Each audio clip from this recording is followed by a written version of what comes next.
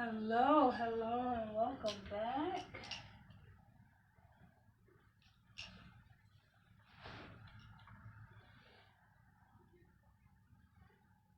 You ever just reflect on your life and embrace where you are, embrace where you stand, embrace how far you've come, embrace the peace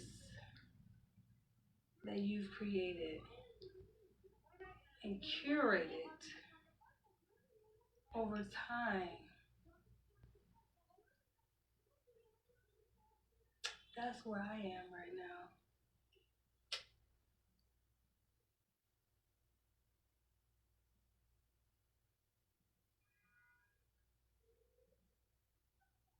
A lot of people talk about protect your peace, but do we really live by that? And what does it mean to protect your peace? First, what is peace?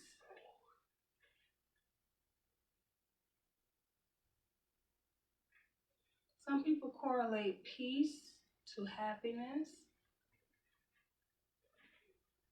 right? Like you become happy when you're at peace, when you're at a state of ease, equilibrium, as you should be.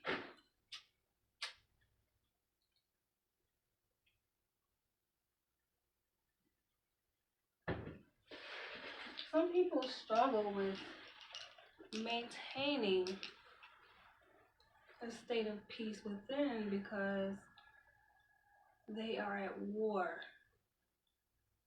not only with people around them in their environment, but they're at war with themselves, most importantly, right? It's a constant struggle. For me, I've always found peace in solitude,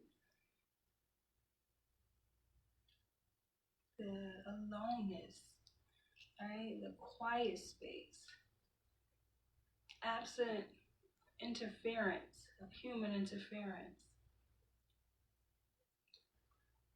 absent of the opinions of others, absent of the influence of other people, absent of the energies of other people, right?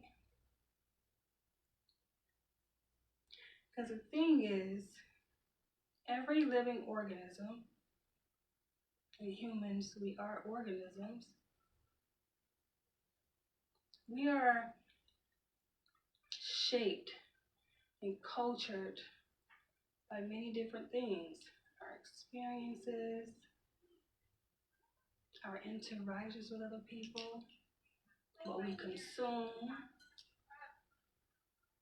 what we see with our eyes, what we hear, who we interact with.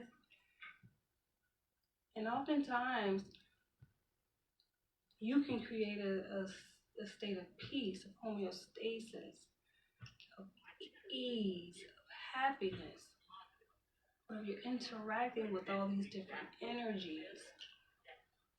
People who are unsettled, unhappy, ungrateful,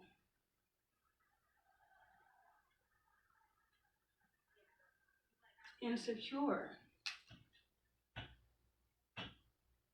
live with a sense of inferiority, confusion, resentment, anger, hatred, right? All of those emotions, granted, they are a part of the human experience and they are valid, but they can create a state of dis-ease, of disequilibrium, of confusion, of chaos, of imbalance, of unhappiness.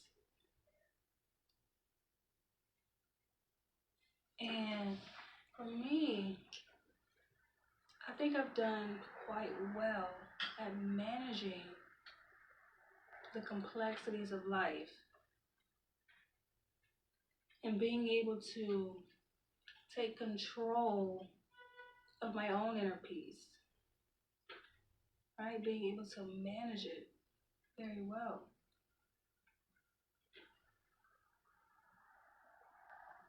I admire people, especially women and men, who make it their responsibility. They take self accountability for their own happiness and their own peace. You can tell people who are at peace with themselves. How? Because they have an abundance of it and they share it with other people, right? It emanates through their being.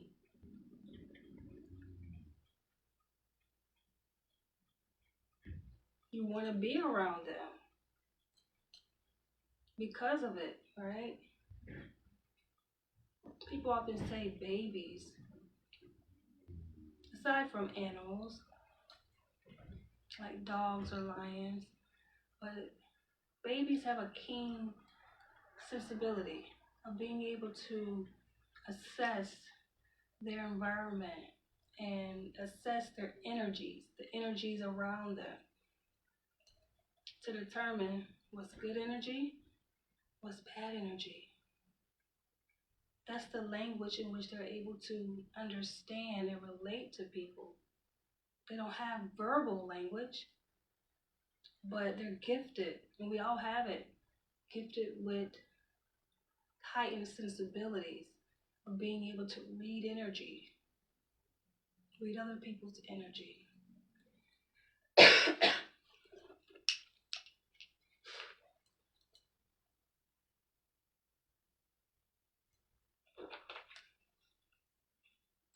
And they'll let off signals to let you know, that person's no good, right?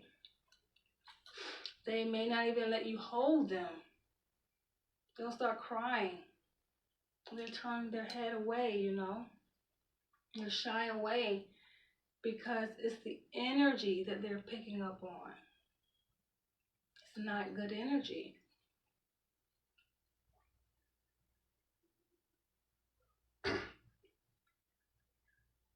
Those of us who are tapped in to themselves, to the spirit realm, we have that sensibility to be able to detect what's good energy, what's not so good energy, right? And how to interact with different energies.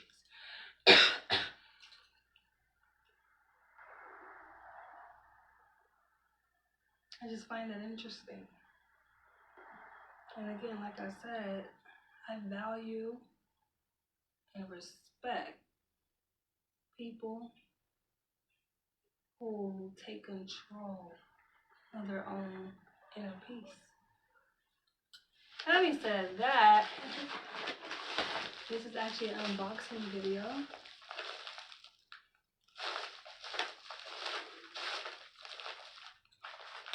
Some products I ordered from online from 2 different women that I support.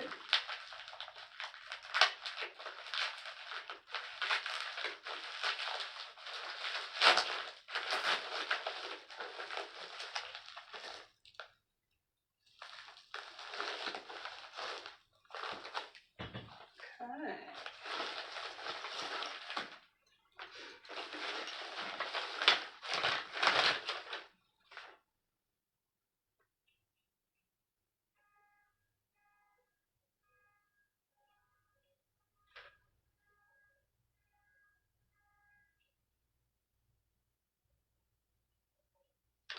I like the note that she put in this. Because I did order. I'm looking at, the product that I ordered, and I'm like, wait, it's missing something. Because I ordered one pair of Kenyan socks, one pair of South African, and then another African print. So she sent me 2 Kenyan socks. And she wrote a note to say, "Hi Queen, Cape Town antenna socks will be shipped on the 2nd of March. Enjoy the Kenya socks and look forward to celebrating more happy feet with you." So sweet.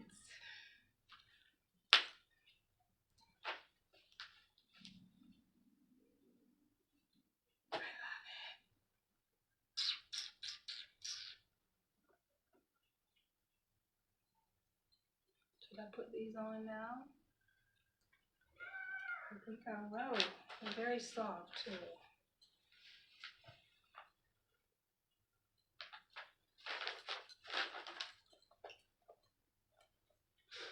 Okay.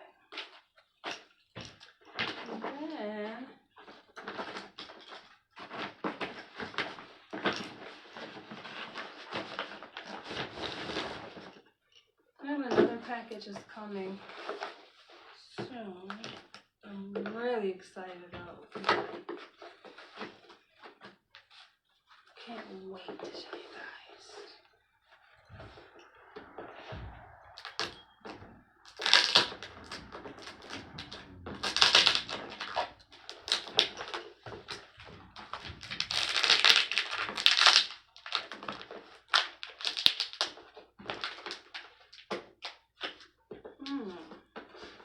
One thing about Janae, she gonna wrap a package for it. She gonna wrap a package well.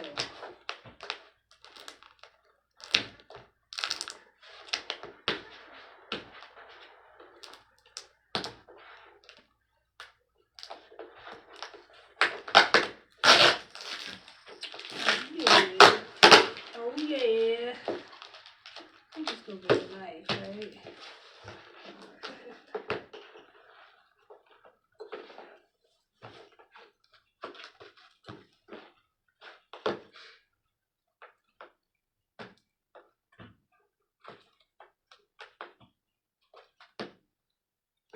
And also another thing I noticed about maintaining your peace and managing your peace well is that people who are at dis-ease, people who are at dis-ease often, it's almost like saying goes, misery loves company.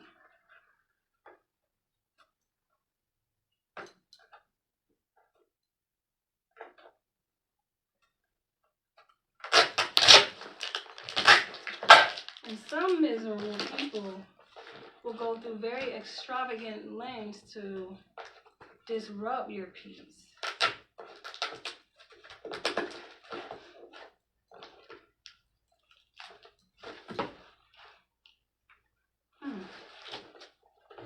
Because they're not at peace with themselves. And there's always warning signs. I want to come back and make another video on that. Trust and believe.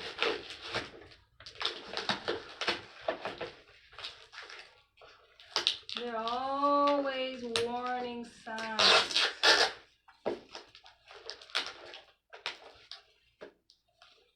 Toxic energy, toxic relationships. And I'm seeing a lot of this. It's like the great thing about the day and age we live in, everyone kind of taking the social media and using it as a means to express themselves.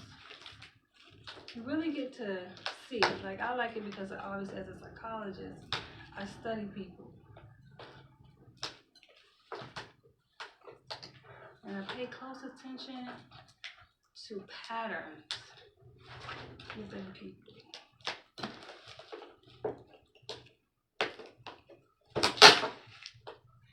And people's behaviors driven by their thought pattern. And I'm a good listener, so I get to see like how dysfunctional of a way of thinking people have. It's just like, no wonder you're in this situation. She know what she's doing. I always like the way she packaged it.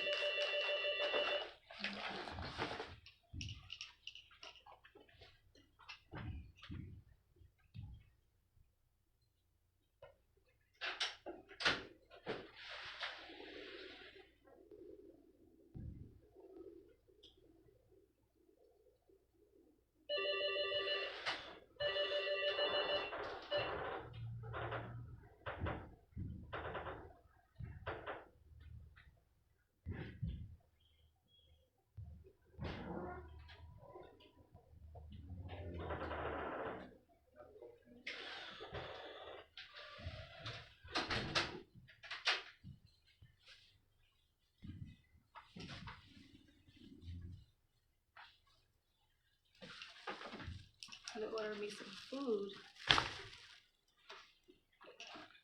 Alright, back to this lovely package. Can you guys guess what this is?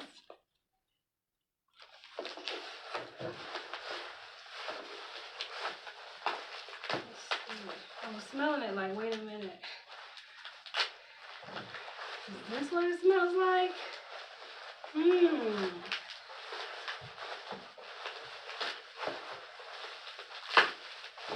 And I ordered some Badoosie from Erykah Badu's website. Okay.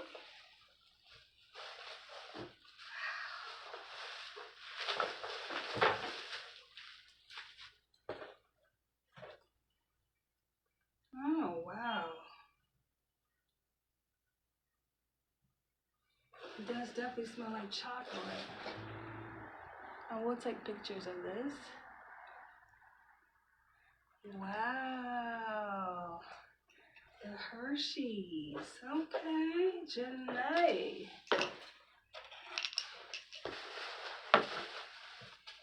Okay, sis. I love these insects.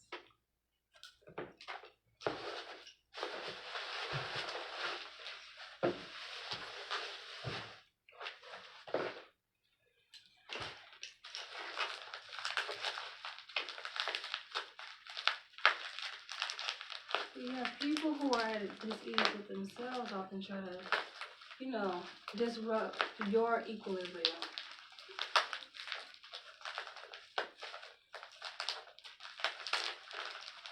Energy vampires, we call them in the spiritual community, in the conscious community. They're called spiritual energy vampires. And the thing about isolation, people don't get this. And oftentimes, when people, let's say, are going through something, right, they may tend to pull away from people.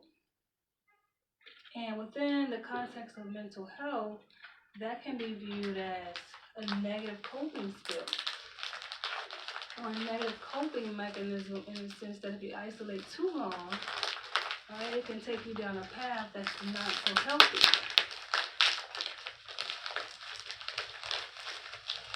But if you know, like I know, in the context of spirituality, man, isolation, especially when you look at it in the terms of fasting. You can fast from almost anything that's not good for you, right? including people and toxic energy.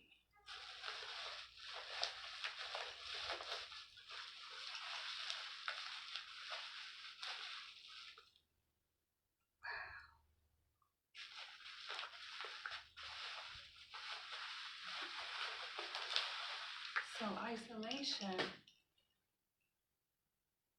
within spirituality can take you to heights, unimaginable heights that allows you to tap in deeper to the spirit realm, to realms within the spiritual world, right?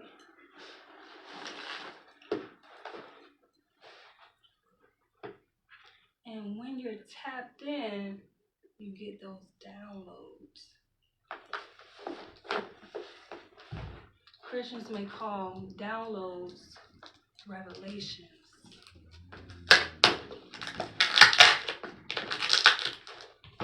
So there's a level of communication that happens through isolation.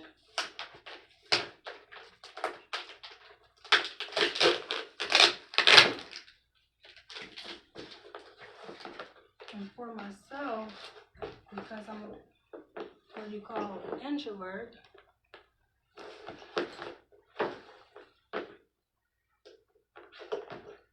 I'm always in isolation. So you can only imagine how tapped in I am.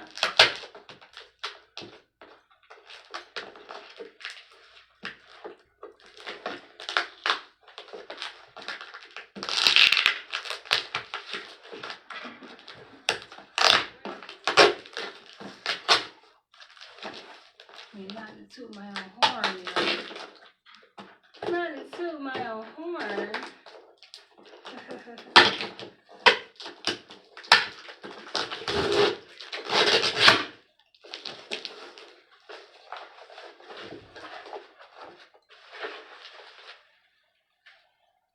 I don't know who told Janae all this stuff, but she's good at what she does. Packaging, presentation. She's definitely a goddess. And she has such a sweet soul. Look at this. Gave me a crystal, some Palo Santo, and the other one, sage.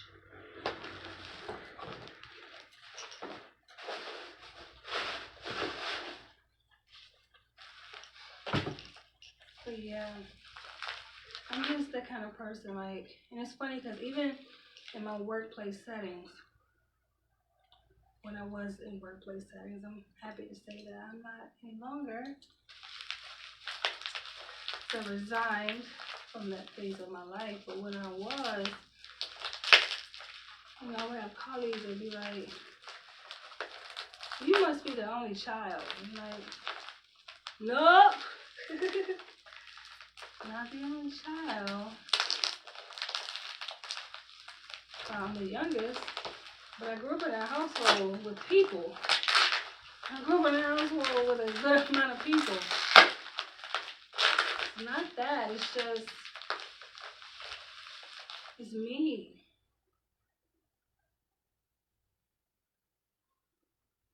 There's so much to gain from being alone. And I feel drained around people. Even if it's 2 people, 3 people, 4, unless they got the right energy. It depends. I'm not saying just people all together. But for the most part, most people just, they don't have the right energy balance for me to be drawn to them. They don't.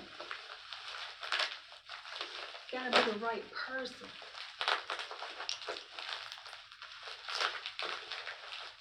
So thinking back to even when I was younger, I've always been ducked off in my own room to myself.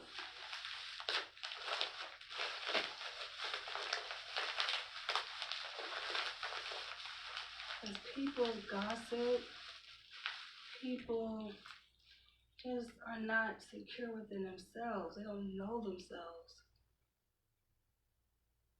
And that to me is a major turnoff when a person lacks spiritual attunement. You know, not to say I'm perfect.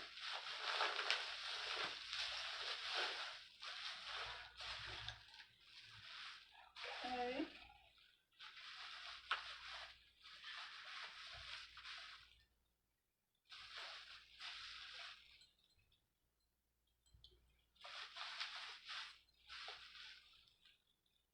Cute. I love it. I love it. And I can't wait to burn these, which I will be burning tonight, baby.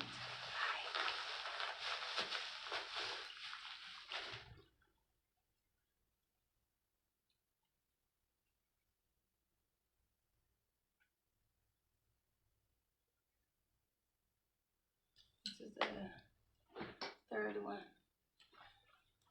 Somebody was bold enough to leave a comment.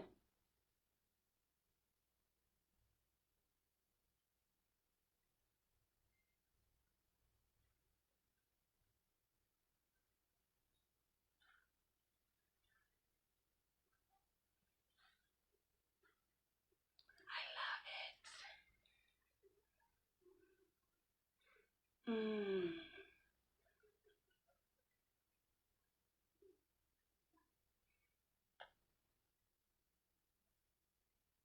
But the comment that they left is not relevant to anything I said, so I'm not going to read it out loud.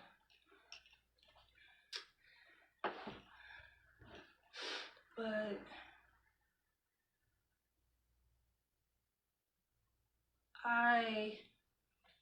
like I said, I value my peace so much to the point where I guard it. I guard it with my life. And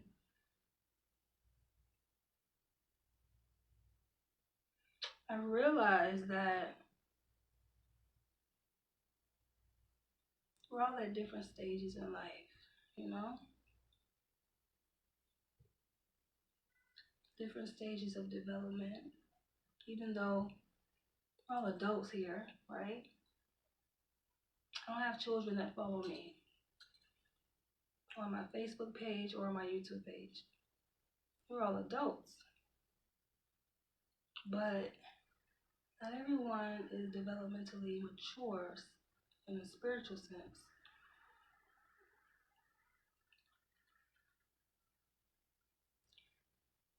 And it really strikes me as odd when adults don't take accountability and look within themselves. They know about everything that's going on in someone else's life. Can speak down to a T what someone else is experiencing. But little do they know themselves. That concerns me. Oftentimes, you ask people, well, what happened to your relationship? Why did y'all break up? And they can go down the list and name 101 things about the other person. What went wrong? What was wrong in the other person? And not one thing can they name in ways that they can improve upon themselves.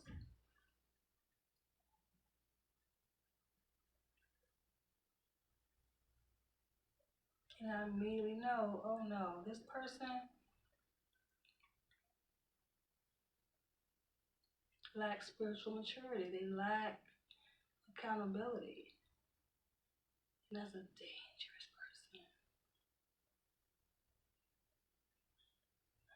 I've worked around people in settings where they come to you, talk to you about another person, tell you all that person's business.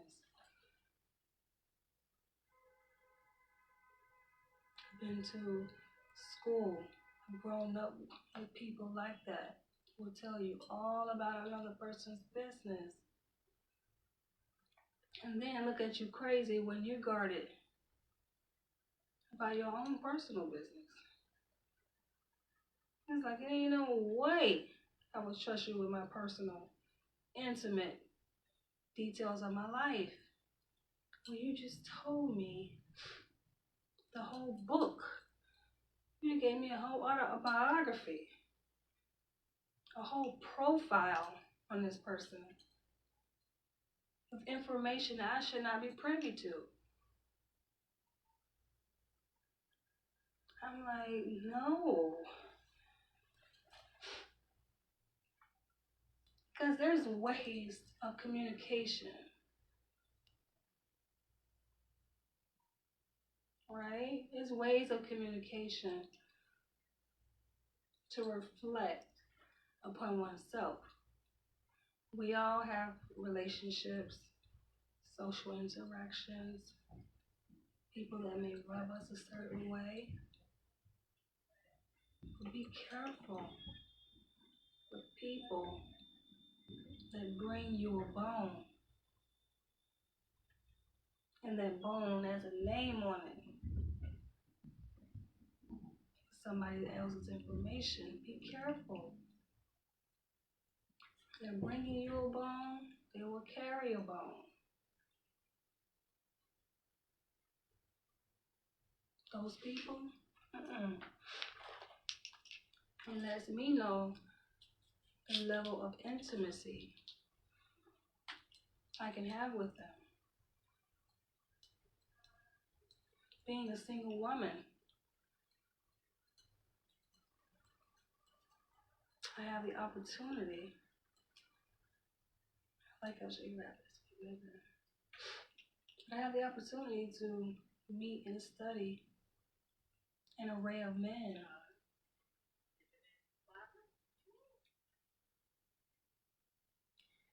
And through that process, I get to observe and listen. I'm just like, oh no, you make it very easy. Too easy to decide if I'm going to move forward with you. Too easy. Nothing's sacred anymore.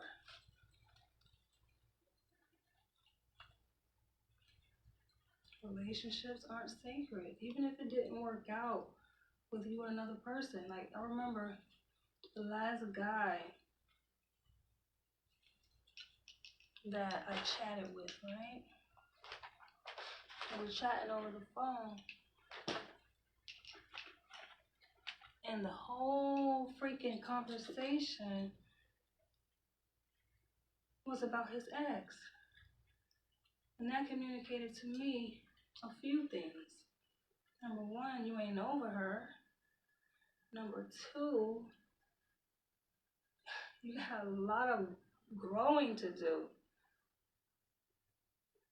Because there ain't no way a person that is mature within themselves and is self-respecting and has respect for another individual, even if the relationship didn't work,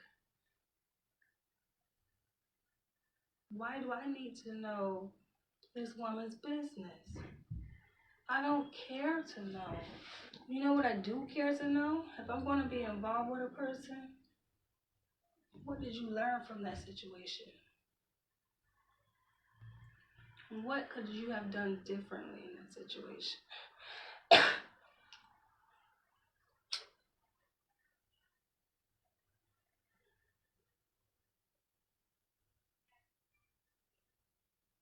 That's what I want to know. Everything else means nothing. It's pointless. You know why it's pointless? Because life goes on. And on that note, I'll catch you guys in the next one. Thanks for tuning in. If I can end the video.